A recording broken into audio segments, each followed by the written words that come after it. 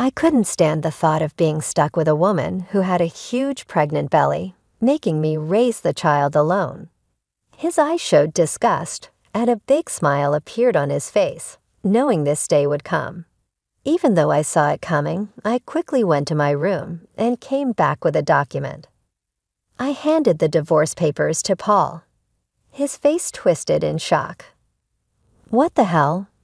What's this all of a sudden?" he yelled. "Well, it was your idea. Now sign it quickly. I'll submit it tomorrow," I said firmly. His face turned red with anger as my words hit him hard. "Watch closely. I'll make you regret how you've treated and looked down on me all this time," I declared. "My name is Lisa. I'm a 28-year-old housewife. Until 3 years ago, I worked for a mobile company. I met Paul Walter, my boss, when I was 25.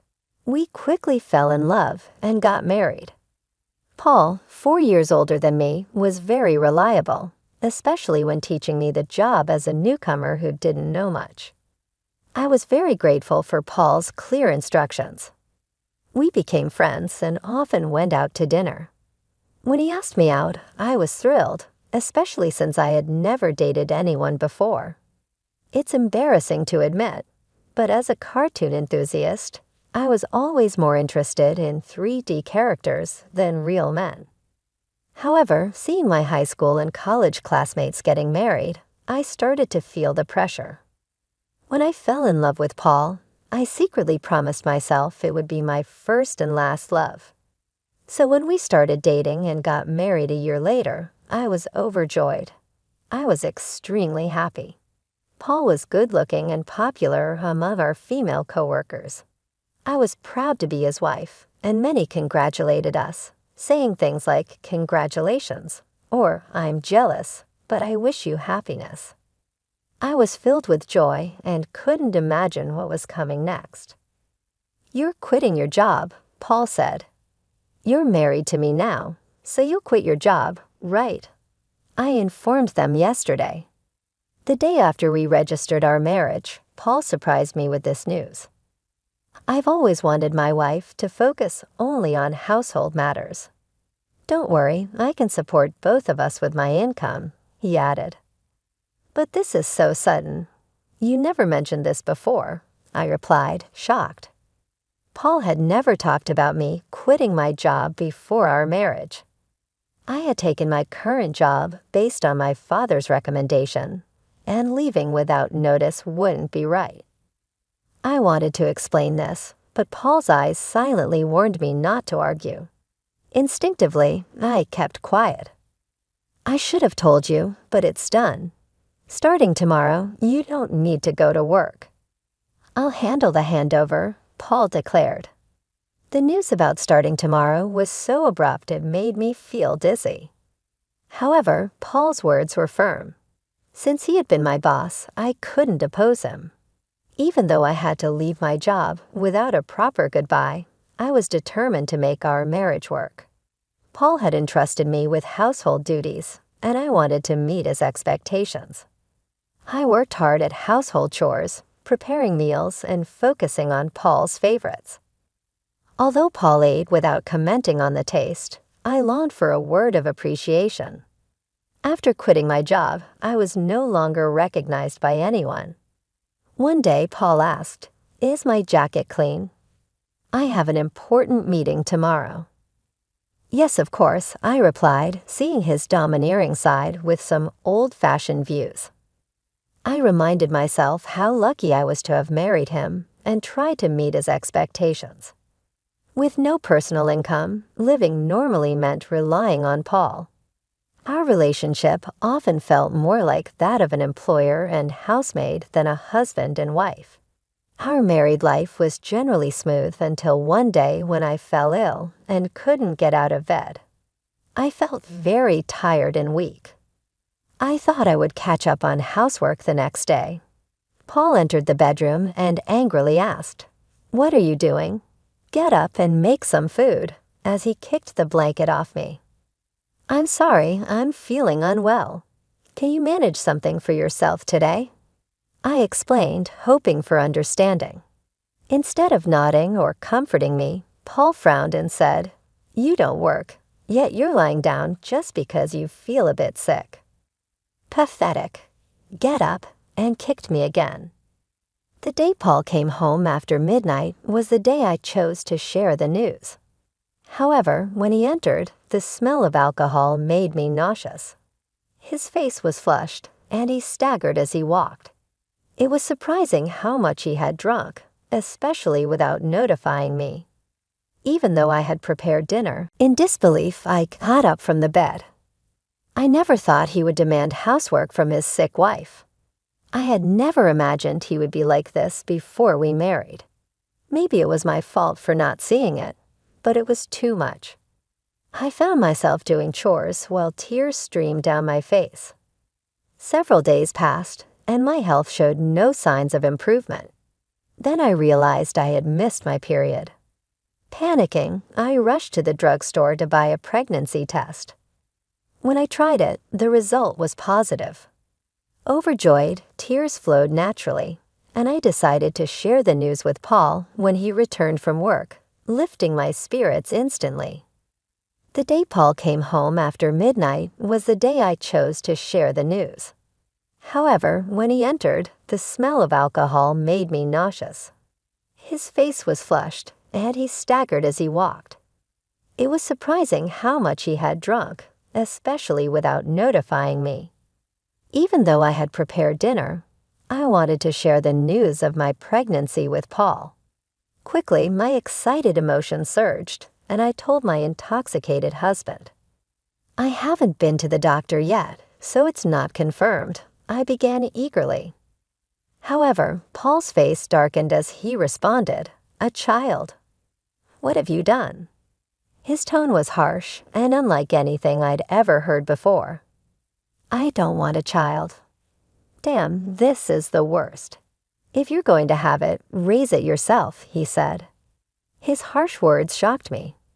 He rudely stripped off his clothes and headed to the bathroom. It was unbelievable. I couldn't understand why he would make such irresponsible comments about our baby instead of being happy. The happiness I had felt moments ago was immediately replaced with deep sorrow. Why would he say such things? He had never mentioned not wanting children before. We hadn't even been using contraception, so I naturally thought we both wanted children. As I hung Paul's jacket and was about to take his shirt to the washroom, I noticed something else. A piece of paper had emerged from the pocket of his dress shirt.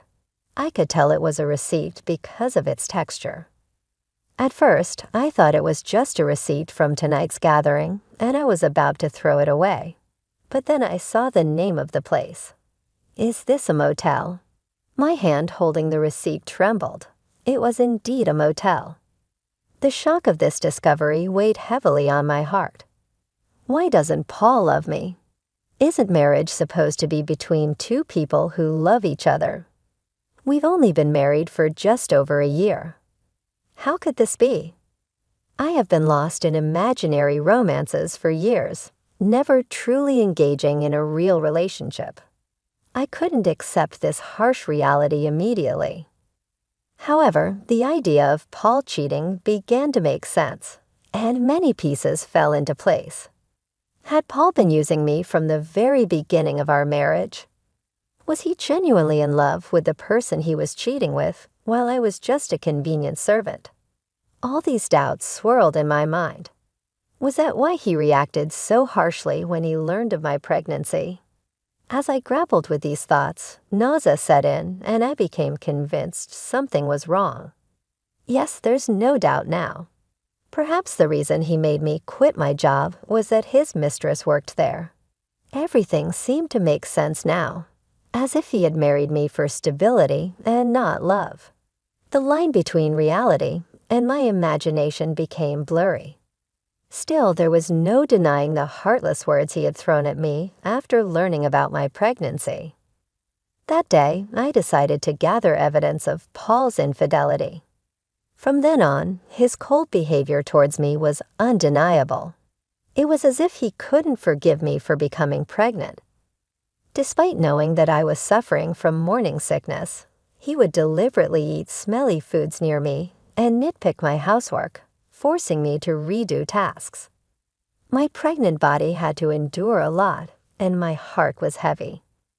Despite this, I continued to investigate his affair.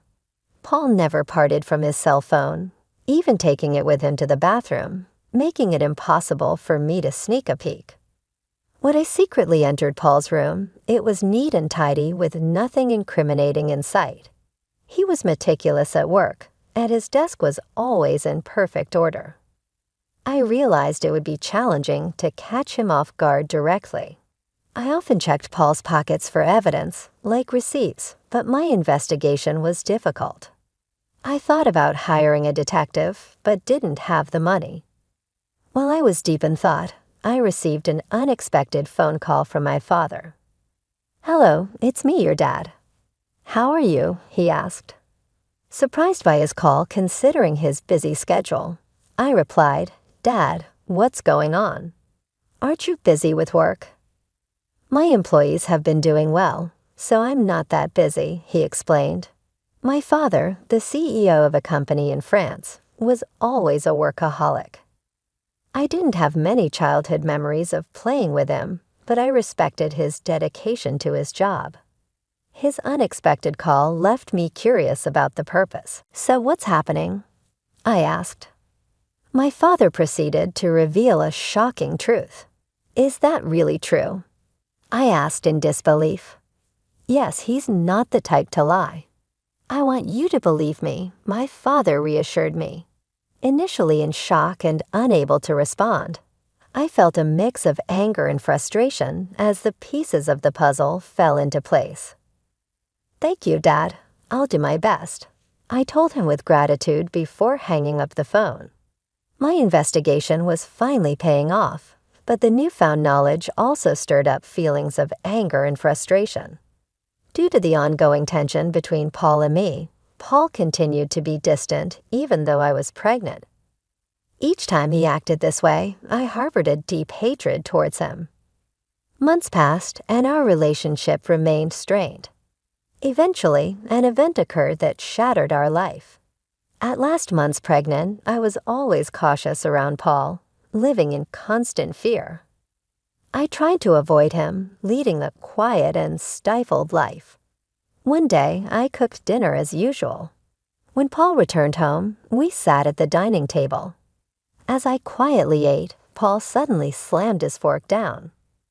"What is this? It's tasteless," he exclaimed, throwing the food I had prepared onto the floor. Baffled by his outburst, I tried to comprehend the situation. The anger at having the meal I had cooked discarded before me began to build up inside. "I've been contemplating this for some time, but recently you've been complaining about the taste of the meals," I said. Paul criticized my cooking, saying it was tasteless. Since becoming pregnant, I have been using less seasoning to make healthier meals.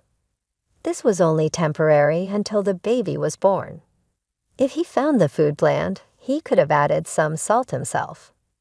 Why did he have to throw the meal on the floor? I was about to complain when Paul sneered and said hurtful words. "I don't want a woman with a belly like a monster."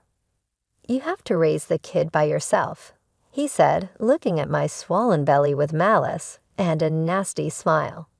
I had always feared this day might come, even though I hoped for a different outcome. Swiftly, I went to my room, retrieved a document, and returned to present it to Paul. "Fine. Here are the divorce papers," I said, thrusting the paired documents in front of him. Paul's face twisted in shock. "What the hell? What's this all of a sudden?" he stammered. "Well, it was your idea. Now sign it quickly. I'll submit it tomorrow," I responded. In reality, I had been contemplating divorce since I began suspecting Paul's infidelity. However, with a child on the way, I was unsure if I could support myself, but now I had a different plan in mind. My resolve seemed to provoke Paul. His face turned red with anger. "Just watch." I will make you regret every moment you looked down on me and controlled me. Do you think you can survive without me? You have a baby to care for, and you'll regret it," he threatened. My determination was unshaken. "I'll be fine. Don't worry about me," I assured Paul. Perhaps irritated by my confidence, he snatched the divorce papers and began to fill in the blanks. "Here you go. If this is what you wanted, it's yours," he said. "Thank you," I responded. Paul probably didn't think I would actually submit the divorce papers as he handed them over without a fuss. The following day, I promptly submitted the divorce papers and left the house. I knew he would be surprised when he returned from work to find out. After that, I moved to my parents' home, primarily due to my father's return to the UK from France and his suggestion that I stay with them. It was the right decision at the time. I was fed up with my life with Paul and deeply thankful to my father. On the day I left our home, I received 3 calls from Paul, but I ignored all of them. Eventually, he stopped calling. It became clear that I meant very little to him. He was probably content with his mistress and might even remarry soon. I decided to move on from Paul. 5 months passed, and I had a baby who was born safely. I was now living happily with my parents and my baby. While I was enjoying this peaceful life with my family, Paul called again. I ignored his calls at first, but after several persistent attempts, I had no choice but to answer. "Hello, what do you want now?" I said, wary of his tone. "Hey, what's going on? Why were you on that show? And since when were you the daughter of a CEO with millions of dollars?" I never knew that. Paul's voice boomed with surprise and anger. It turned out that Paul had seen a TV show that was broadcasted after I returned to my family home.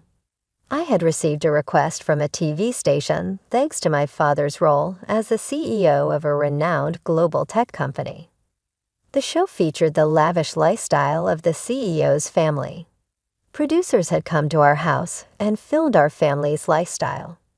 During the TV show interview, they discussed our family's wealth, mentioning a rough estimate of $25 million.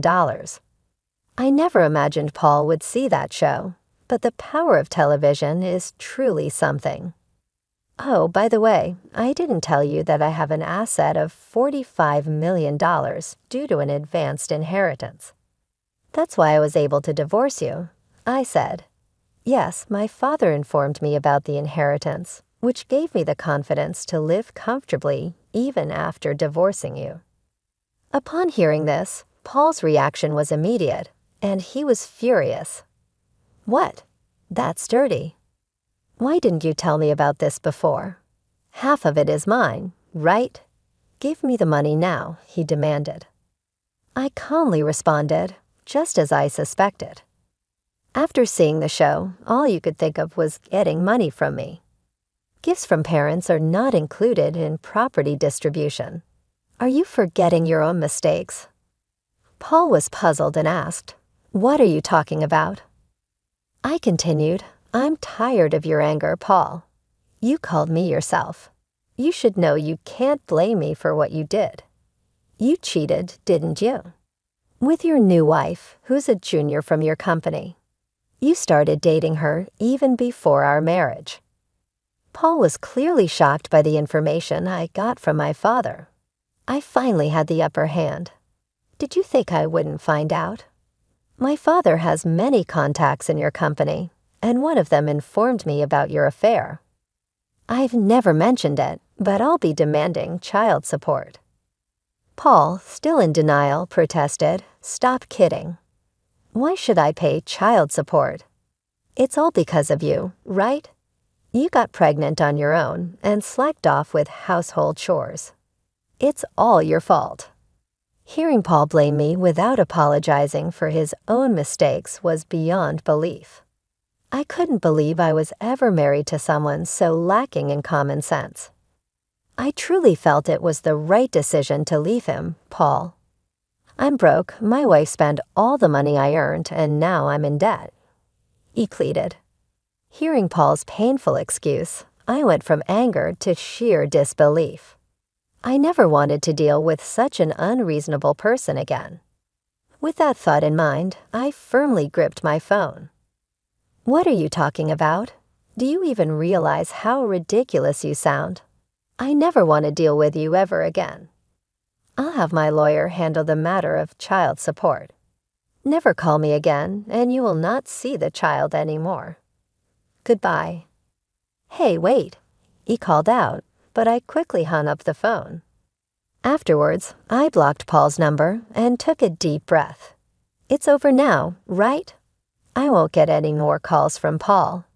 I no longer want him disrupting my peaceful life. Just then, I heard my baby crying from the other room and rushed to soothe the baby.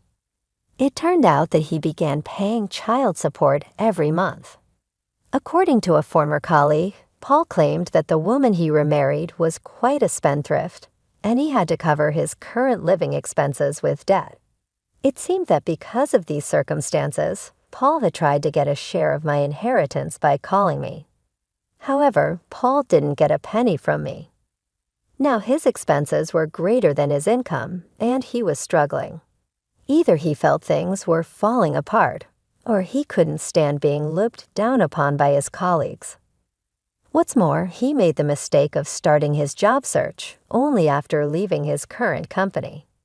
This resulted in him being forced into a life of poverty. Hearing this from a colleague didn't move me at all. I thought he deserved all the hardships. The harsh words and cold demeanor he showed me will never fade from my memory. I sincerely hope he gets what he deserves.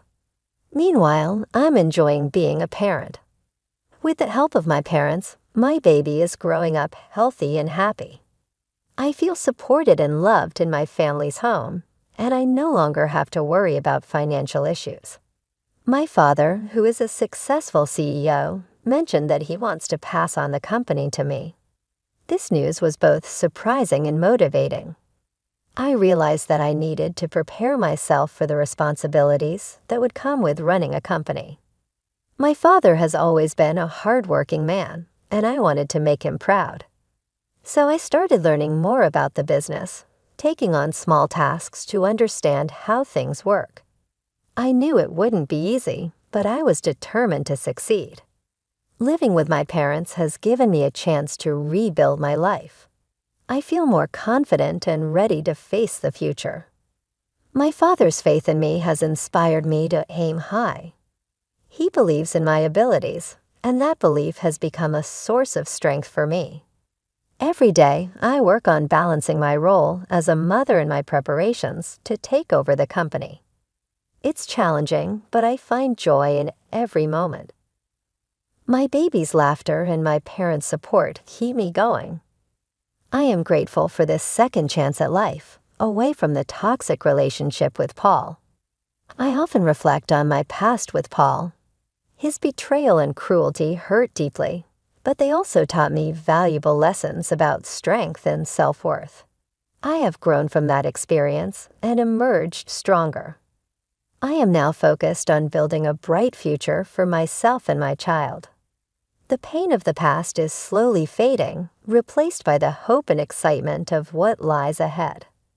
I am determined to create a happy and stable life for my child with my family by my side. I know I can achieve anything I set my mind to.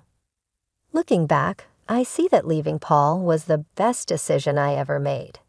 It allowed me to find myself again and to discover my true potential. I am no longer the scared, uncertain person I once was. I am a strong, capable woman ready to take on the world. In the end, I hope Paul realizes the consequences of his actions. As for me, I will continue to move forward, embracing the opportunities that come my way and making the most of every day. I am ready for whatever the future holds, confident in my ability to overcome any challenge.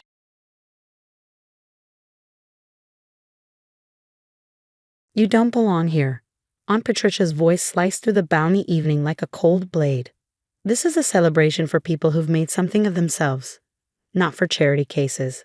She stood firm in the grand doorway of her mansion, barring my entry to Grandma Rose's 80th birthday party. Behind her, fairy lights shimmered across marble walls and expensive floral arrangements, casting sharp shadows over her Botox-sculpted face.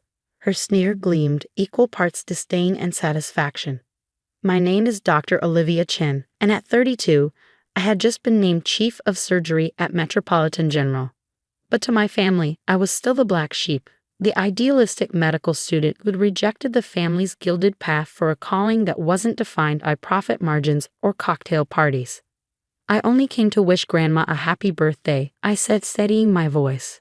In my hand was a soft gift bag, suddenly weightier than it should have been. Inside was a shawl I'd hand-knit during midnight breaks between surgeries, a delicate piece of sky-blue warmth in Grandma's favorite color. "Let me guess," came my cousin Madison's voice, syrupy and cruel. She stepped into view, a vision of luxury in her tailored designer gown. "Another one of your little handmade things? That's sweet. Embarrassing, but sweet." She adjusted her diamond bracelet so the gems caught the light, her smirk glowing brighter than the fairy lights.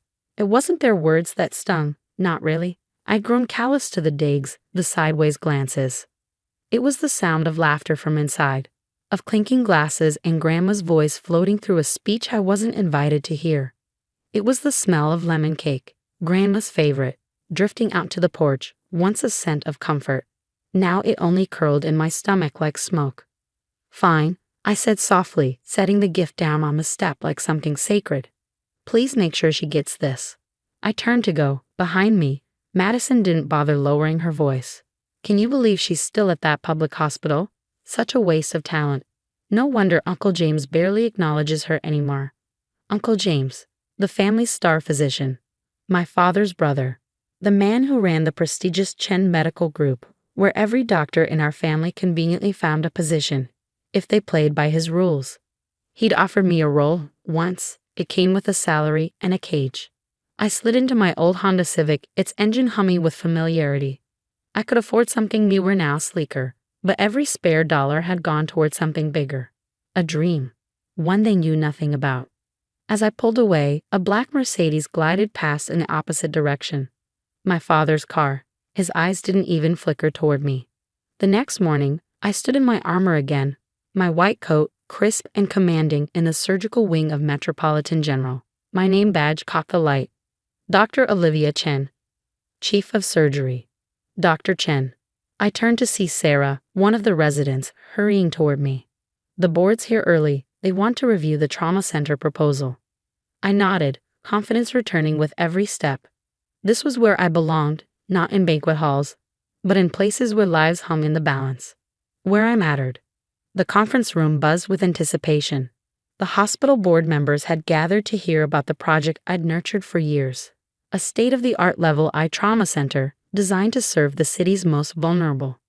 "Your proposal is ambitious," said Mr. Thompson, the board chair. "But the funding."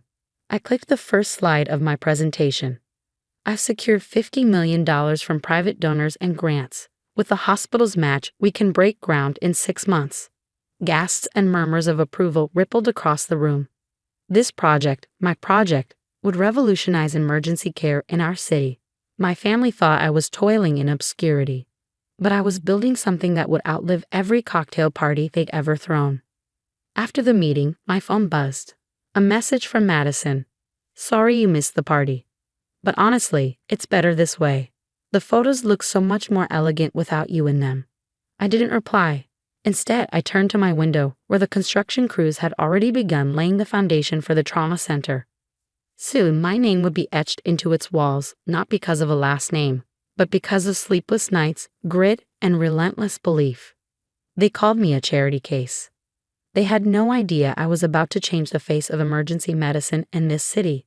And I knew one thing for certain. The day was coming when they'd walk through the doors of my trauma center, seeking help, salvation, or maybe just a second chance. And when they did, they'd learn what real legacy looks like. As I reviewed my surgical schedule for the next day, I smiled. They had banished me from their world. But I was building my own. The sound of hammers and drills echoed in the distance, a rhythm of progress louder than their sneers. And though I couldn't know it yet, our next encounter would come sooner than I imagined. and it would change everything. 6 months passed in a blur, a relentless tide of surgeries, strategy meetings, and construction milestones. And now, at last, the trauma center was nearly complete. Its glass and steel facade glistened against the skyline like a promise fulfilled. In just 2 weeks, the world would see what I'd built, what I fought to bring into existence. I was in my office reviewing the final equipment orders when Sarah burst through the door, breathless and pale. "Dr. Chen," she gasped, "multiple vehicle collision on the interstate. 2 critical patients, one with severe internal bleeding." I was already grabbing my coat. "Names?" She hesitated. Her eyes met mine.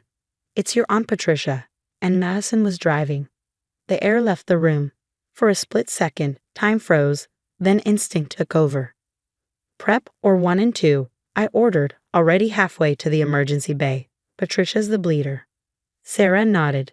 "Yes, but Dr. Chen, are you sure you should?" "I'm the best trauma surgeon in this hospital," I said firmly. "And that's all that matters right now." The wail of sirens greeted me outside the ER as the ambulances pulled in. I caught sight of 2 familiar figures rushing through the sliding glass doors. My father and Uncle James, their faces pinched with panic. They froze when they saw me. "Olivia," Uncle James looked stunned. "What are you doing here?" "I'm the chief of surgery," I said, stepping aside as the stretcher rolled past. "And I'm about to save your wife's life." Aunt Patricia lay unconscious, blood soaking her expensive blouse. Her once meticulously groomed hair was matted with sweat and crimson. Behind her, Madison thrashed on her gurney, mascara streaked and voice shrill. "We can't be here," she wailed. "This is a public hospital. Daddy, do something." A nurse turned to Uncle James. "Sir, Metropolitan General is the only level 1 trauma center within 50 miles. With injuries this severe, they need to be here." I was already assessing Patricia's vitals. "She's crashing. Massive internal bleed. Or 1 now." I turned to my team. "Dr. Evans, take Madison. Likely concussion, fractured ribs, stable but watch her closely." My father stepped forward. "Maybe we should transfer them to James's facility." "They won't survive the transfer." I cut in sharply. "Either get out of my way or go sit in the family room. I have work to do." Hours later, I stood in OR1, hands deep in what remained of Aunt Patricia's ruptured abdomen. Every motion was deliberate. Every second mattered. The irony wasn't lost on me. This woman, who had locked me out of family celebrations, now had her life in my hands. Through the observation window, I could see Uncle James pacing helplessly. He was a skilled surgeon in his own right. But his world was elective procedures and pristine clinics. This was my arena, the chaos, the urgency, the real fight. Pressures dropping, a nurse called out. "More suction." I snapped. "I see the bleeder. Clamp." We worked for another 2 hours, the OR a tense ballet of controlled chaos. When I finally stepped back, sweat clinging to my neck beneath the surgical cap, I nodded. "Close her up. She's going to make it." In the surgical waiting room, my family sat rigid among strangers. Designer clothes at odds with the battered plastic chairs and vending machines. When I entered, Uncle James shot to his feet. "Patricia." "The surgery was successful," I said, my voice steady and professional. "She lost a lot of blood and we had to remove her spleen, but she's stable. Madison's injuries are minor. Concussion, 2 broken ribs. She'll be fine." They exhaled, relief hitting them like a wave. My father opened his mouth to speak. "Olivia." But he didn't get the chance. Mr. Thompson appeared at my side, flanked by a small camera crew. "Dr. Chen." Perfect timing. "We're filming final interviews for the opening ceremony. Would you mind saying a few words?" Uncle James blinked. "Founder?" I smiled. "Of course." I turned to face the camera, composure flawless. "The Chen Emergency and Trauma Center opens next week," I began. "This facility was built to ensure that world-class trauma care is available to everyone, not just those who can afford it." As I spoke, I saw it, on every face in the room. Shock, disbelief, and for the first time, shame. Behind them, visible through the tall windows, workers were finishing the installation of gleaming silver letters across the front of the building. CHEN Emergency and Una Center.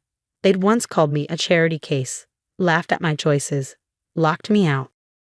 And yet here we were, their lives saved, their reputations preserved because of the very place they'd mocked, the place I had built. But none of this had been for them. It was for every life yet to be saved, every child, mother, and father who couldn't afford glossy clinics or country club referrals. I hadn't just built a trauma center. I built a legacy. And little did they know, this was just the beginning. The morning of the trauma center's opening ceremony dawned bright and clear. I stood in my office, adjusting my suit and looking out at the crowd gathering below. Reporters, medical professionals, and city officials mingled with hospital staff and board members. In the front row, surprisingly, sat Grandma Rose in her wheelchair, a familiar blue shawl draped around her shoulders. She'd been released from Aunt Patricia's recovery room just long enough to attend. My heart warmed seeing her wearing the gift they'd once mocked me for giving. Dr. Chin. Sarah poked her head in. It's time. Walking onto the stage, I felt years of hard work culminating in this moment. The cameras flashed as Mr. Thompson introduced me, his voice filled with pride.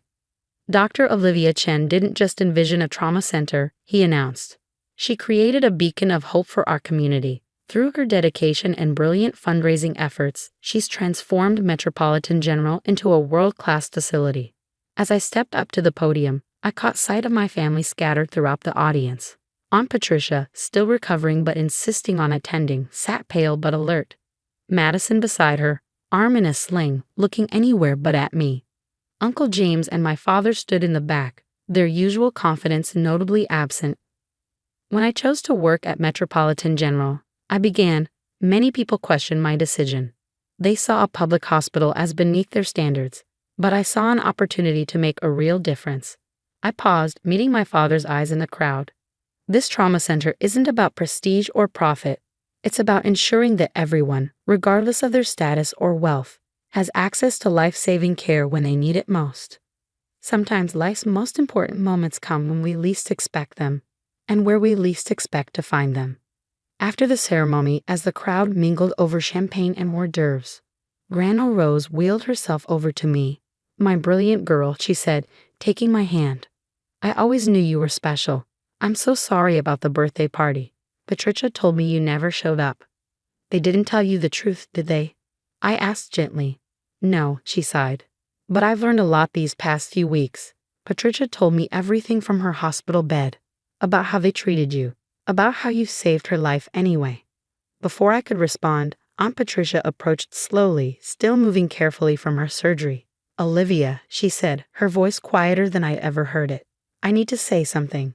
When I was lying there in that car, bleeding and scared, all I could think was, please let someone help us. And then I saw you, and despite everything, you did. She took a shaky breath. I've never been more wrong about anyone in my life. One by one, my family members approached. Madison mumbling an awkward thanks, Uncle James admitting that my trauma surgery skills surpassed anything he'd seen. My father struggling to find words to bridge the gap years of dismissal had created. The next family event, Grandma Rose announced firmly, is next Sunday.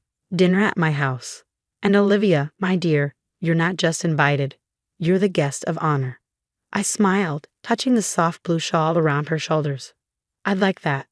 Later that evening, after the crowds had gone and the excitement had died down, I walked through the halls of my trauma center. The plaque by the entrance caught my eye. The Chen Emergency and Trauma Center, where every life matters. My phone buzzed with a text from Madison. The family group photos from Grandma's birthday look weird without you. Maybe we can take new ones on Sunday. I smiled, remembering her words from 6 months ago about the photos looking more elegant without me. Sometimes the best revenge isn't about getting even.